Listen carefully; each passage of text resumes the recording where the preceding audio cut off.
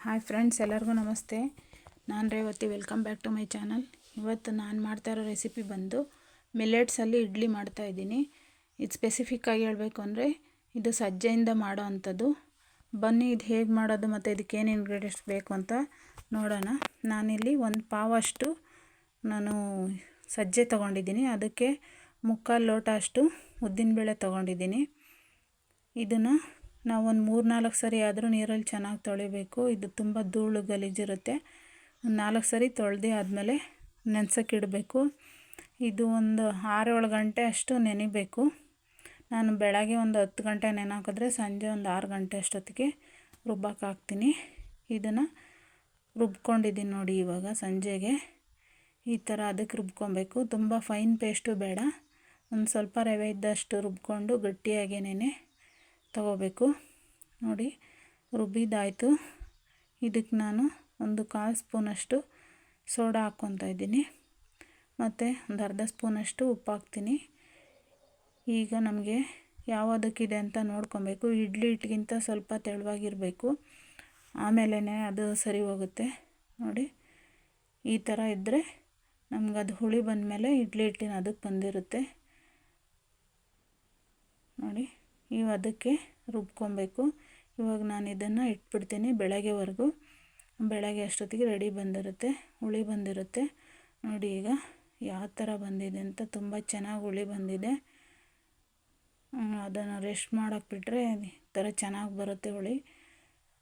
ನೋಡಿ, ಅದಕ್ಕೇನು ಇಂಗ್ರೀಡಿಯೆಂಟ್ಸ್ ಬೇಕು ಇಡ್ಲಿ ಮಾಡೋದಕ್ಕೆ ಅಂದರೆ ನಾನು ಒಂದು 2 ಸ್ಪೂನಷ್ಟು ಕಡಲೆಬೇಳೆ ನೆನೆಸಿದ್ದೀನಿ, ಸಬ್ಬಾಕ್ ಸೊಪ್ಪು, ಈರುಳ್ಳಿ, ಕೊತ್ತಂಬರಿ ಸೊಪ್ಪು ಮತ್ತು ಒಗ್ಗರಣೆಗೆ ಎಣ್ಣೆ, ಸಾಸಿವೆ ಮತ್ತು ಉದ್ದಿನಬೇಳೆ ತೊಗೊಂಡಿದ್ದೀನಿ.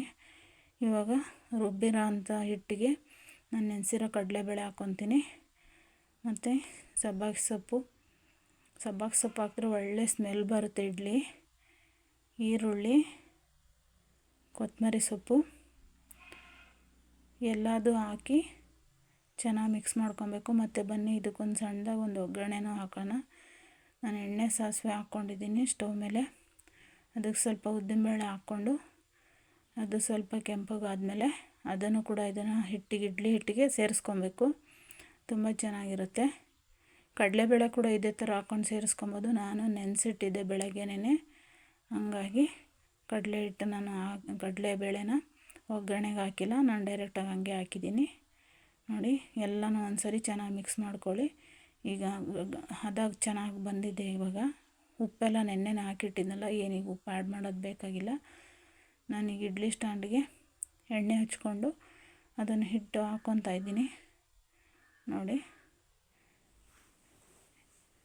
ಈ ಥರ ಒಂದೊಂದಕ್ಕೆ ಎಣ್ಣೆ ಹಚ್ಚಿ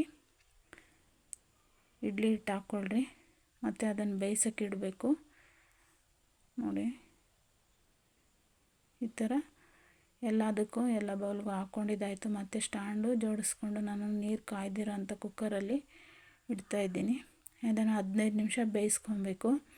ತುಂಬ ಚೆನ್ನಾಗಾಗುತ್ತೆ. ಸೇಮ್ ಇಡ್ಲಿ ಥರನೇ ಆಗುತ್ತೆ, ಸ್ಪಾಂಜಿಯಾಗಿ, ಫ್ಲಫಿಯಾಗಿ, ಟೇಸ್ಟಿಯಾಗೂ ಕೂಡ ಇರುತ್ತೆ. ಮಾಮೂಲಿ ಇಡ್ಲಿಗಿಂತ ತುಂಬ ಟೇಸ್ಟ್ ಚೆನ್ನಾಗಿ ಬರುತ್ತೆ.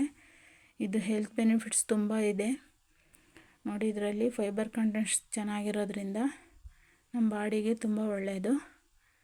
ಈಗ 15 ನಿಮಿಷ ಆದಮೇಲೆ ನಾನು ತೆಗಿತಾ ಇದ್ದೀನಿ. ನೋಡಿ, ಸರ್ವ್ ಮಾಡೋದಕ್ಕೆ ರೆಡಿ ಆಯಿತು. ಇಡ್ಲಿ, ನಾವು ಸಜ್ಜೆಯಿಂದ ಮಾಡಿರೋಂಥ ಇಡ್ಲಿ ನೀವು ಟ್ರೈ ಮಾಡಿ. ಆರೋಗ್ಯಕ್ಕೆ ತುಂಬ ಒಳ್ಳೆಯದು. ಮಿಲೆಟ್ಸ್ ಯಾವುದಾದ್ರೂ ಸರಿ ಆರೋಗ್ಯಕ್ಕೆ ತುಂಬ ಒಳ್ಳೆಯದು. ನಮ್ಮ ರೈಸ್ಗಿಂತ ಕ್ಯಾಲರೀಸ್ ಕಡಿಮೆ ಇರುತ್ತೆ, ಫೈಬರ್ ಜಾಸ್ತಿ ಇರುತ್ತೆ. ಹೆಲ್ತ್ ಬೆನಿಫಿಟ್ಸ್ ತುಂಬ ಇದೆ. ಈಗಂತೂ ಫೇಮಸ್ ಆಗ್ತಾಯಿದೆ ಎಲ್ಲ ಕಡೆ ಮಿಲೆಟ್ಸಿಂದ ಮಾಡಿರೋಂಥ ಫುಡ್ಸು. ನೀವು ಮನೆಯಲ್ಲೇ ಮಾಡ್ಕೊಳ್ಳಿ, ಆರ್ಗ್ಯಾನಿಕ್ ಆಗಿರುತ್ತೆ. ನೋಡಿ friends, thank you for watching.